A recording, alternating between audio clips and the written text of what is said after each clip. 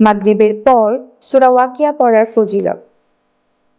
সূরা ওয়াকিয়া প্রতিদিন মাগরিবের পরে পড়া অত্যন্ত ফজিলতপূর্ণ একটি আমল। এই সূরাটি বিশেষ করে রিজিকের বরকত ও প্রাচুর্যের জন্য পরিচিত। সূরা ওয়াকিয়া পবিত্র কোরআনের ৫৬তম সূরা। এই সূরার আয়াত সংখ্যা ৯৬ ও রুকু সংখ্যা ৩। সূরা ওয়াকিয়া মক্কায় অবতীর্ণ হয়। ওয়াকিয়া অর্থ নিশ্চিত ঘটনা। কুরআন শরীফের তাফসির বিশারদগণ বলেন, ওয়াকিয়া অর্থ কিয়ামত বোঝানো হয়েছে।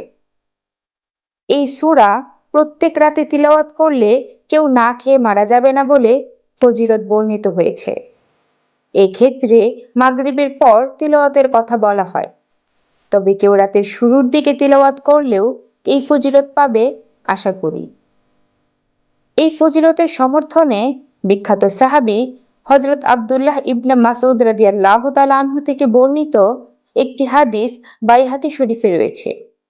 সেখানে তিনি বলেন, রাসূলুল্লাহ সাল্লাল্লাহু আলাইহি ওয়াসাল্লাম বলেছেন, যে ব্যক্তি প্রতিদিন রাতে সূরা ওয়াকিয়া তিলাওয়াত করবে তাকে কখনো দারিদ্র স্পর্শ করবে না।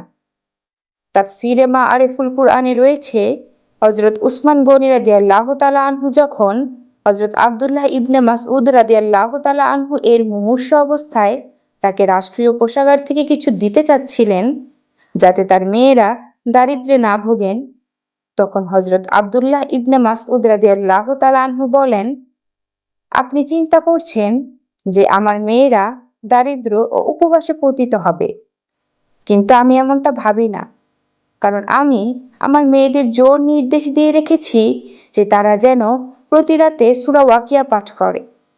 কারণ আমি রাসূল সাল্লাল্লাহু আলাইহি ওয়াসাল্লামকে বলতে শুনেছি, যে ব্যক্তি প্রতি রাতে সূরা ওয়াকিয়া পাঠ করবে সে কখনো উপবাস করবে না।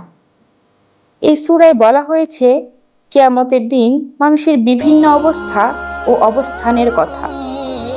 বলা হয়েছে যে কিয়ামতের দিন পৃথিবী প্রকম্পিত হবে এবং পাহাড় ছিন্ন ভিন্ন হয়ে যাবে। শেষ বিচারের দিন মানুষ ৩ ভাগে বিভক্ত হবে। ১. আল্লাহর নৈকট্যপ্রাপ্তরা, ২. ডান হাতের সঙ্গীরা, ৩.